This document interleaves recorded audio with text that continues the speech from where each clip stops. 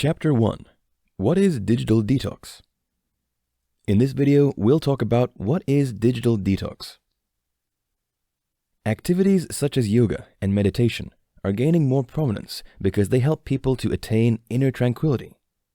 More people need them because it's becoming more challenging to focus in the modern world, thanks to the myriad of devices and fancy toys we possess. It's difficult to find a teenager in the 21st century without a mobile phone. Access to the internet is increasingly easier and cheaper. Indeed, it has many advantages. Nonetheless, its negative impacts are also numerous. One of the ills of social media addiction is a lack of focus. Meanwhile, you cannot have the maximum performance when you've issues with attention. So, it's critical that you've control over your use of social media, and that's why you need a digital detox. This chapter will explore how social media use can go wrong and how you can reconnect to your true self again. Stats on social media addiction. Indeed, social media platforms are part and parcel of the modern world. We all want to be connected to people in other parts of the world through these mediums. However, when you don't control the time you spend on these platforms, it will affect your productivity. Social media addiction is a severe issue that's ruining many people's potential. Many people are immersed in the digital world such that they struggle to get to grips with the real world. Some people have friends on these platforms but struggle to commit to or maintain quality interpersonal and social interactions. The stats regarding social media use and abuse are startling, if not terrifying. For example, the Nielsen Company reported that the average US adult spends around 11 hours interacting with media daily. This duration includes reading, listening, and watching videos. This analysis shows that an average US adult spends almost half a day in the digital world. Meanwhile, many people spend around 14 to 16 hours interacting with digital services, especially during holidays. Instead of using leisure periods for building a robust bond with loved ones, many people spend them in the digital world. Moreover, this statistic is mind-boggling because it reveals that many people only have around 12 hours left to sleep, eat, work, and interact with loved ones. Many people claim that they don't have time for social activities, hobbies, and regular exercise. Besides, some people also struggle to have sufficient sleep because of their social media activities. Meanwhile, the Sleep Foundation recommends that you should sleep between 7 to 9 hours a day. So, such people will not be able to have enough rest for optimum performance in their daily tasks. There's many reasons you need to consider giving up your phone and devices for a while. For example, you may want to enjoy more personal time without interference. You may also feel that your device use is becoming excessive and increasing your stress and anxiety level.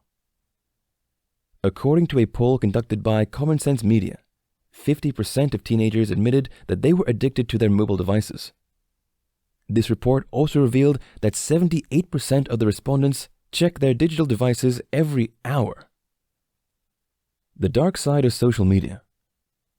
Despite its multiple benefits, there's a dark side to social media use. Indeed, these platforms aren't evil, but people can misuse them to hurt others and also hurt themselves. The unpleasant results of social media abuse are as follows. Insensitive comments due to anonymity. Social media platforms allow people to register without using their real names. This anonymity empowers people to say insensitive things that can make others depressed. Many people don't realize that Twitter's followers or Facebook friends have many reasons for associating with them.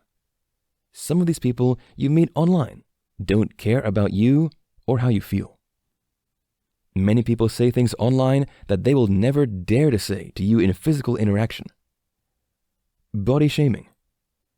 If you're not careful, the media can make you feel horrible about your body shape, especially if you're fat. It's becoming increasingly embarrassing to call people fat because of the barrage of media abuse associated with the word. Moreover, plus-size people are often the butt of many jokes in movies and social media. So you may feel bad about yourself and rejected. It's okay to lose weight to look fitter and avoid obesity. However, it's an issue when you're losing weight to be accepted by your loved ones. Friends who make you feel worthless because of your physique aren't worth your time. Cyberbullying.